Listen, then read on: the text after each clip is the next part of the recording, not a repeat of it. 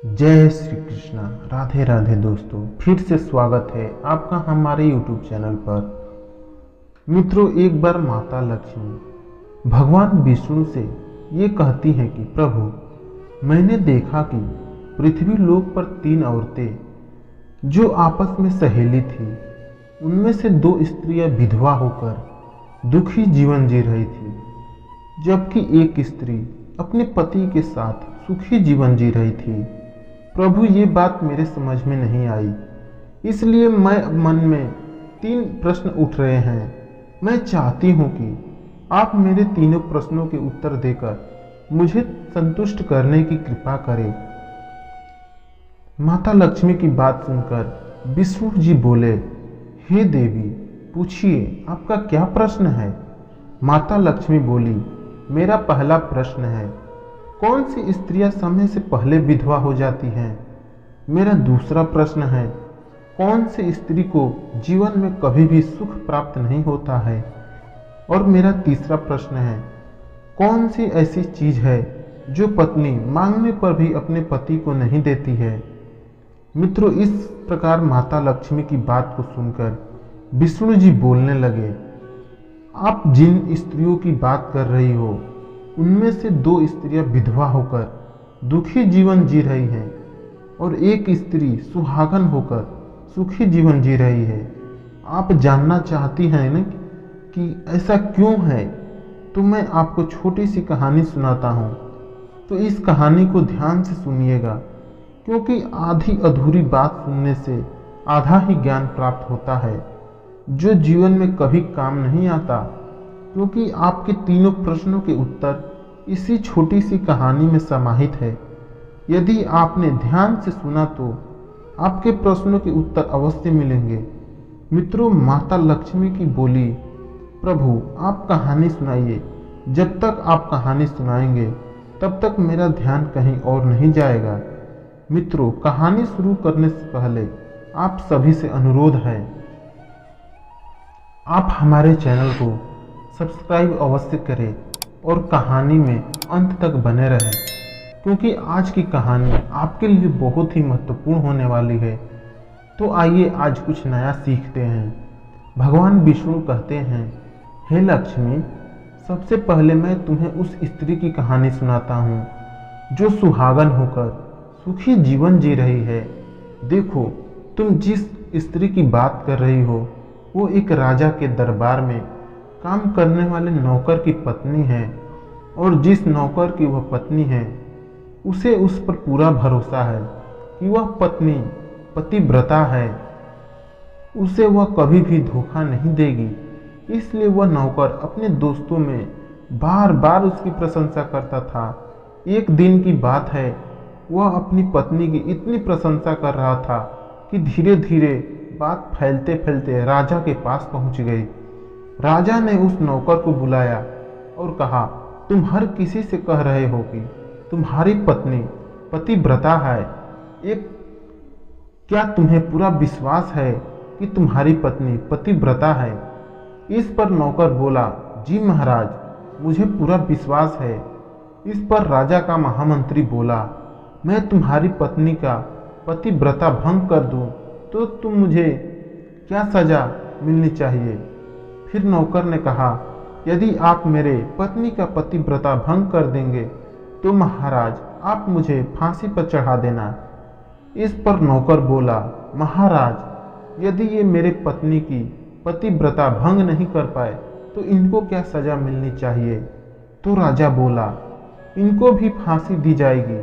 फिर भगवान विष्णु कहते हैं, लक्ष्मी, मंत्री ने स्वीकार कर लिया और नौकर से पूछा कि मैं ऐसी क्या वस्तु लेकर आऊं जिससे तुम्हें विश्वास हो जाए कि मैं शर्त जीत चुका हूं।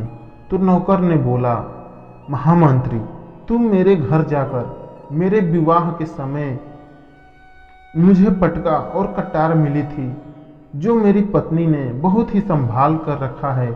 यदि तुम मुझे वो ला के दिखा दो तो मैं मान जाऊंगा कि तुम मेरी पत्नी की धर्म पूरी तरह से नष्ट कर चुके हो। अब शर्त स्वीकार हो जाने के बाद मंत्री शहर गया और एक औरत से मिला। मंत्री ने उस औरत से शर्त के बारे में पूरी बात बताई। फिर वो औरत से कहा, कैसे भी करके मुझे उस स्त्री से संपर्क करवा दो, इसके बदले मैं तुम्हें जितना धन मांगोगी मैं तुम्हें दूंगा। इस पर वो औरत बोली, भाई तुम उस औरत को नहीं जानते हो, वो पूरी तरह से पतिव्रता नारी है, वो तुम्हारी ओर देखेगी भी नहीं और उसके परिवार के व्यक्ति भी खतरनाक है, यदि वो जान गए तो तुम्हारी खाल निकाल लेंगे। इस पर मंत्री ने बोला, ठीक है, तुम मेरी उससे भेंट नहीं करवा सकती तो तुम मुझे उसके घर जाकर पटका और कटार चुरा करके लाकर मुझे दे दो, और यदि उसकी पत्नी का कोई गुप्त चिन्ह हो तो मुझे बता दे, तो मैं तुम्हें मुंह मांगा इनाम दूंगा। इस पर वो औरत मान गई और उसके घर जाती है और नौकर की पत्नी से कहती है, मैं तुम्हारे पति की बुआ हूँ, मैं बहुत दिन बाद आई हूँ, इसलिए तुम मुझे पहचान नहीं पा रही हो। वो औरत 2 दिन तक उसके घर पर रुकती है और उसके घर से पटका और कटार चुरा करके मंत्री को दे दिया और नौकर की पत्नी के दाई जांघ पर तिल है, ये गुप्त बात भी मंत्री को बता दिया। फिर क्या था, मंत्री सीधा पटका और कटार लेकर राजा के दरबार में पहुंचा और राजा से कहा, मैं नौकर की पत्नी के पास जाकर 2 रात बिताए और उसी के हाथ से ये पटका और कटार लेकर आया हूँ और उसके जांघ पर तिल की निशान भी बता दिया। फिर राजा ने दरबार लगाया और नौकर को बुलाया गया। महामंत्री नौकर को पटका और कटार दिखाया और जांघ पर तिल की बात भी बताया। फिर नौकर को पूरी तरह विश्वास हो गया कि मेरी पत्नी ने अपना धर्म भ्रष्ट करवा लिया है। फिर भगवान विष्णु ने कहा कि राजा ने फांसी का दिन 15 दिन बाद का तय कर दिया। फिर राजा ने नौकर से आखिरी इच्छा पूछी गई तो नौकर ने कहा, मैं अपने घर जाकर अपनी पत्नी से एक बार मिलना चाहता हूँ। इस प्रकार वो राजा ने नौकर को आज्ञा दिया कि वो जाकर अपनी पत्नी से मिल सकता है। फिर नौकर अपने घर गया और अपनी पत्नी से कहा, तुम मेरे साथ विश्वासघात किया है। मैं तुम्हारे विश्वास पर मंत्री से यह शर्त लगाई थी कि राजा के दरबार में राजा के सामने यह कहा था कि मेरी पत्नी का पतिव्रता कोई नष्ट कर दे तो मुझे फांसी लगा देना। अब मुझे 15 दिन बाद फांसी लगा दी जाएगी। मेरे साथ विश्वासघात करके तुमने ठीक नहीं किया। उसी स्त्री ने अपने पति से सारी बात बताई, मगर नौकर को विश्वास नहीं हुआ और राजा के दरबार में पहुंच गया। फिर वहां उसे कैद में डाल दिया गया। फिर इधर नौकर की पत्नी ने ईश्वर को याद किया और भेष बदलकर राजा के दरबार में पहुंची और राजा से नृत्य दिखाने की आज्ञा मांगने लगी, क्योंकि वह स्त्री बहुत ही अच्छा नृत्य करती थी और राजा भी नृत्य का बहुत शौकीन थे, इसलिए राजा ने आज्ञा दे दिया। फिर उस स्त्री ने बहुत ही अच्छा नृत्य दिखाया। इस पर राजा ने प्रसन्न होकर कहा, तुमने बहुत ही अच्छा नृत्य दिखाया, मांगो क्या इनाम चाहती हो। तुम जो मांगोगी मैं तुम्हें वो दूंगा। स्त्री बोली, महाराज आपके दरबार में एक चोर है जिसने मेरे रुपए लिए थे और अभी तक नहीं दिए हैं, आप उसे फांसी दे दीजिए। राजा ने कहा, बताओ मेरे दरबार में कौन चोर है तुम्हारा, उसे फांसी जरूर दूंगा। स्त्री बोली, महाराज आपका महामंत्री ही मेरा चोर है, आप इसे फांसी की सजा अवश्य दे। इस पर महामंत्री बोला, महाराज मैं कसम खाकर कहता हूँ मैंने इस स्त्री का कुछ नहीं चुराया है, मैं इस स्त्री को पहली बार देख रहा हूँ। जैसे ही मंत्री ने कहा, मैं इस सुंदरी को पहली बार देख रहा हूँ, वो सुंदरी कहने लगी, महाराज ये मंत्री मुझे पहली बार देख रहा है, तो इससे यह पूछिए कि ये पटका और कटार कहाँ से लेकर आया है, क्योंकि मैं उसी नौकर की पत्नी हूँ जिसे आपने फांसी की सजा सुनाई है। ये अब मैं आपको पूरी बात का बताती हूँ। इस मंत्री ने मेरे घर एक औरत को भेजकर मेरी जांघ के तिल का पता लगाया और उसी ने ये पटका और कटार चुरा करके इसे दिया है। इस प्रकार राजा ने सारी बात सुनकर राजा ने उस औरत को बुलाया और उस औरत ने सारी बात बता दी। इस पर राजा ने उस नौकर को रिहा कर दिया और मंत्री को फांसी पर चढ़ा दिया। भगवान विष्णु कहते हैं, उस स्त्री ने राजा से कहा, महाराज, मैं एक पतिव्रता नारी हूँ। मैंने अपने पति से बहुत प्रेम करती हूँ।